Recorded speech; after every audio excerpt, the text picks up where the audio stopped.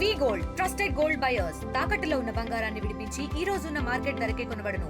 మరిన్ని వివరాలకు సంప్రదించండి 77107720. మనతో మాట్లాడేందుకు బీజేపీ ఎంపీ అలాగే జూబ్లీహిల్స్ మానిటరింగ్ కమిటీ సభ్యులు ఎంపీ రఘునందన్ రావు గారు ఉన్నారు. ఒక్కసారి మాట్లాడించేటువంటి ప్రయత్నం చేద్దాం. సార్, నిన్న ముఖ్యమంత్రి మాట్లాడుతూ జూబ్లీహిల్స్ ఎన్నికల ప్రచారంలో పాకిస్తాన్ మీద బాంబు వేయనికి శాతగాలేదు, ఈడ మాత్రం కార్పొరేట్ బాంబుతో వచ్చి ప్రచారం చేస్తున్నారు. అసలు బీజేపీకి ఈడ ప్రచారం చేసేటువంటి మొహమే ఉండదు, ఎందుకు ప్రచారం చేస్తున్నారు, ఏం తెచ్చారని ప్రచారం చేస్తున్నారు, ఏం చెప్తారు? ముఖ్యమంత్రి గారికి మధ్యలో కళ్ళు కనబడతలేవని ఈ సంఘటనతో అర్థమవుతా ఉంది. ముందు సరోజినీదేవి ఐ హాస్పిటల్కి పోయి మంచిగా కళ్ళు పరీక్ష చేయించుకొని రమ్మన్నారు. ప్రపంచం అంతా పాకిస్తాన్ మీద భారతదేశం బాంబులు వేసిందని చెప్తుంటే రేవంత్ రెడ్డి గారికి పాకిస్తాన్ మీద బాంబులు వేసే ధైర్యం లేదు కానీ గీడ బాంబులు వేస్తారని మాట్లాడుతున్నారంటే ఏమనుకోవాలి? అవగాహన రాహిత్యం అనుకోవాలన్నా, బాధ్యత రాహిత్యం అనుకోవాలన్నా, అహంకారం అనుకోవాలన్నా? ముఖ్యమంత్రి గారు ఒకసారి ఆలోచించుకోండి. ప్రపంచం అంతా చెప్పింది భారతదేశం బాంబులు వేసిందని. దానికి సంబంధించినటువంటి ఆడియో వీడియోలని కొన్నింటిని భారత సైన్యం రిలీజ్ చేసింది. ఇంకేం సాక్ష్యాలు కావాలి? ఇంతకుముందు కూడా అట్లా అడిగింది కాంగ్రెస్ పార్టీ, మీ నాయకుడు రాహుల్ గాంధీ గారు పాకిస్తాన్ మీద జరిగినటువంటి దాడులకు సంబంధించి మాకు సాక్ష్యాలు కావాలని అడుగుతూ ఉన్నారు. వీళ్ళు ఈ దేశంలో పుట్టి ఈ దేశంలో నివసిస్తూ ఈ దేశ సైన్యాన్ని విశ్వసిస్తలేరు. భారతీయ జనతా పార్టీని విశ్వసించాల్సిన అవసరం వాళ్ళకి లేకపోవచ్చు, కానీ అట్లీస్ట్ ఈ దేశ సైన్యాన్ని విస్మరించి ఈ దేశ సైన్యం యొక్క ధైర్య సాహసాలను కూడా విమర్శించడానికి పోతురంటే కాంగ్రెస్ పార్టీకి వినాశకాలం వచ్చిందని ఈ సందర్భంగా చెప్పక తప్పదు. గతంలో ఏ విధంగా అయితే ఎంపీ ఎలక్షన్ సంబంధించి రెండు పార్టీలు ఒకటే కూడా బీఆర్ఎస్ను నాశనం చేసుకుని, అదేవిధంగా ఇప్పుడు కూడా బీజేపీ బీఆర్ఎస్కు సపోర్ట్ చేస్తుంది అనేది కూడా ఆయన ఇంకొక వాదన. ఎవరంటున్నారు? ముఖ్యమంత్రి నిన్న సభలోనే చెప్పిండు. ఇంతకంటే దారుణమైన ఆరోపణలు ఏముంటాయన్న? లాస్ట్ టైం పార్లమెంట్ ఎలక్షన్స్ అప్పుడు కూడా అదే చెప్పిండు. ఏమని? బీజేపీకి బీఆర్ఎస్ ఎంఐఎం రెండు బీ టీం అన్నాడు.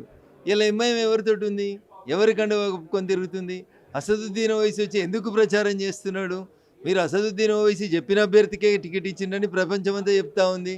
మీ పార్టీలో పనిచేసిన ఆయననే కాంగ్రెస్ పార్టీ క్యాండిడేట్ దిక్కులేకపోతే పంపించి ఆడ కాంగ్రెస్ పార్టీ గుర్తుకెళ్ళి పోటీ చేపిస్తున్నారు. కాబట్టి ఎంఐఎం ఎమ్మెల్యేలు వచ్చి ఎంపీలు వచ్చి అందరు ప్రచారం చేస్తూ ఉన్నారు.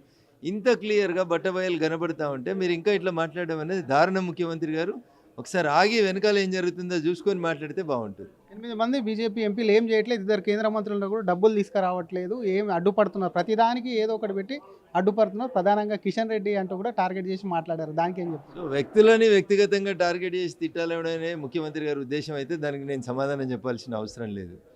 భారత ప్రభుత్వం సహకరించకుండా ఈ రాష్ట్ర ప్రభుత్వం ముందుకు పోతుందని నేను అనుకుంటలేను.